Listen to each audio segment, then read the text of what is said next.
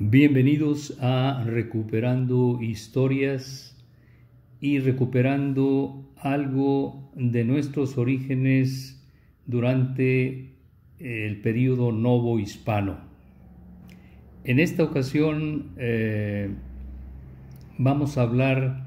sobre un tema cuyo título que quise ponerle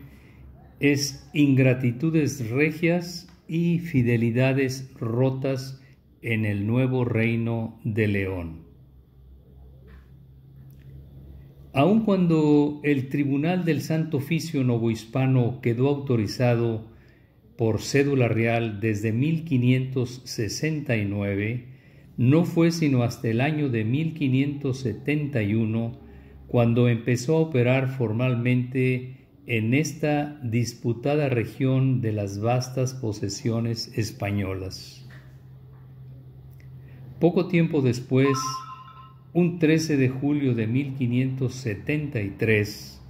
desde el bosque de Segovia, Felipe II emitió nuevas ordenanzas que debían ser atendidas fielmente por los conquistadores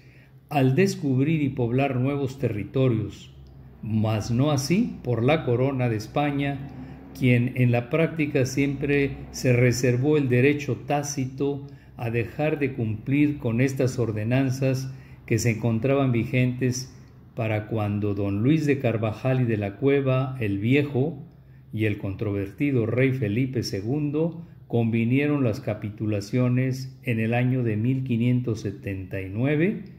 que le daban al primero los derechos de conquista, pacificación y población de lo que habría de ser el atropellado nuevo reino de León. Algunas de estas ordenanzas constituyeron a la postre fuertes bases de acusación para poder enjuiciar premeditada y malévolamente a toda la familia Carvajal y a muchos de sus decididos acompañantes, pero simultáneamente, otras partes de estas mismas ordenanzas pudieron llegar a representar el fundamento de sólidos argumentos de defensa para los acusados, recurso potencial este último, que aun debiendo ser de gran valor para algunas instancias legales como las audiencias y el Consejo de Indias, finalmente para la poderosa Inquisición y para el obstinado virrey en turno, nunca llegó a ser lo suficientemente convincente como para reparar en él y evitar la quema en la hoguera de la mayoría de los miembros de la familia del gobernador Carvajal, y para atenuar el severo enjuiciamiento con pérdida de bienes de otros distinguidos integrantes del grupo colonizador del nuevo reino de León, los que, al igual que la familia del gobernador, también cargaban con el injusto estigma derivado de su judaísmo ancestral. Don Luis de Carvajal contaba con licencia y provisión, tal y como dice en la capitulación, contaba con licencia y provisión directa del rey para realizar su campaña de conquista, pacificación y población, y además, conforme a lo dictado por la ordenanza respectiva, dio cuenta oportuna de los avances en dicha campaña a través de las relaciones exigidas por la corona y las audiencias, incluyendo en ellas información sobre pacificaciones hechas en su distrito y en los confines del mismo,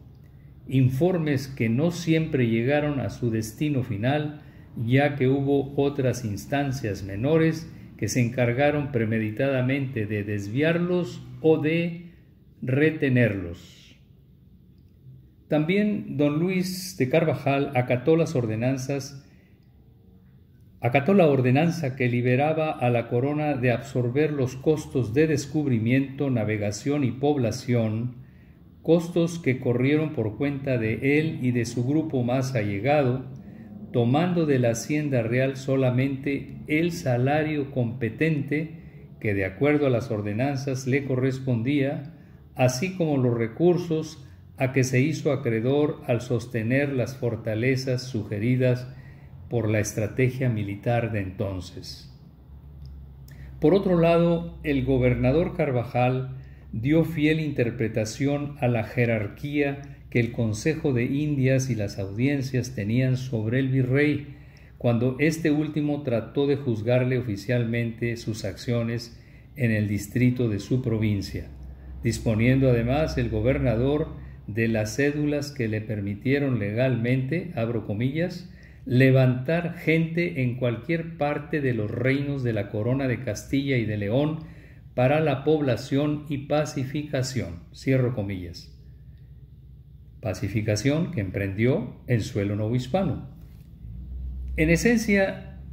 todas las acciones anteriores fueron ejecutadas por don Luis de Carvajal, acatando las ordenanzas que la corona había emitido para ello, y esto lo hacía acreedor a una serie de beneficios que en la práctica nunca llegó a recibir, beneficios ganados en buena lid, y que pudieron haber sido, entre otros, abro comillas, el de darles de por vida a él y a su sucesor el título de adelantado gobernador y capitán general de la provincia descubierta, pacificada y poblada. El de, abro comillas, otorgarles la tenencia a perpetuidad a él y a sus sucesores de las fortalezas sostenidas con la hacienda de la corona, cierro comillas. El de, abro comillas, respetarles un repartimiento de indios extraído de cada pueblo de españoles que esté poblado o se poblare, cierro comillas. El de, abro comillas, que ninguno de los virreyes se pudiera entremeter en el distrito de su provincia de oficio, ni a pedimento de parte, ni por vía de apelación, cierro comillas. El de,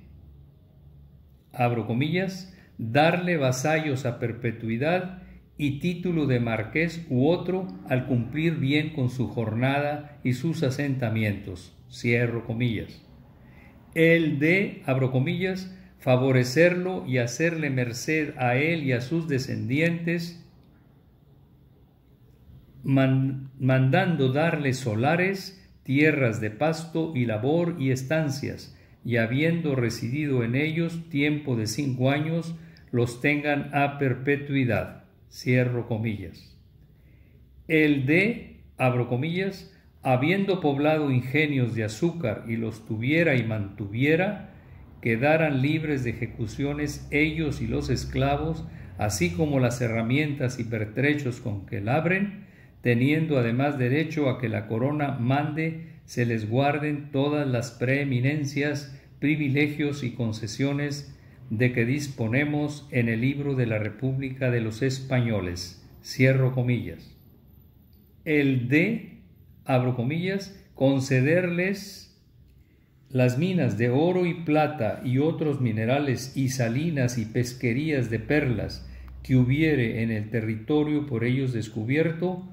con tanto que paguen a la corona y a sus sucesores el quinto de todo lo que sacaren y que cumplan con su asiento y población conforme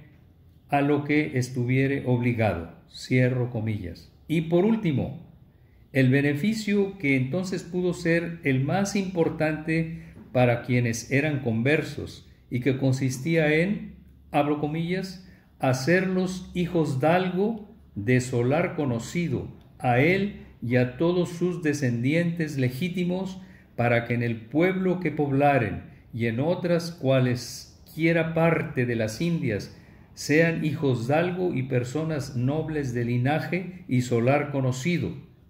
y por tales sean habidos y tenidos, y gocen de todas las honras y preeminencias, y puedan hacer todas las cosas que todos los hombres hijosdalgo y caballeros de los reinos de Castilla sigan, cierro comillas.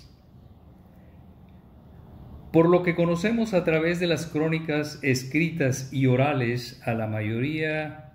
de este grupo de conquistadores y colonizadores, no solo no se les cumplió lo que según las ordenanzas y lo convenido en capitulación real se les había prometido, aun cuando habían asumido los costos humanos y materiales de la campaña y acatado las ordenanzas, sino que terminaron junto con su familia en la hoguera, o en el mejor de los casos, acabaron siendo procesados con fiscalización y pérdida de todos sus bienes y derechos básicos que les permitirían sobrevivir a ellos y a sus generaciones de hijos y nietos. Como se aprecia al final de los procesos a estos individuos, los cargos iniciales relacionados con el incumplimiento a lo acordado sobre la conquista y pacificación del nuevo Reino de León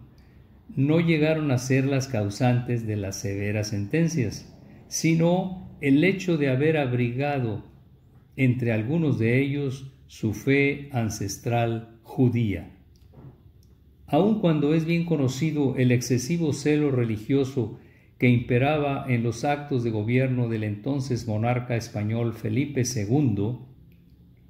también es observable en la mayoría de las acciones políticas de los reyes y poderosos del mundo europeo de esa época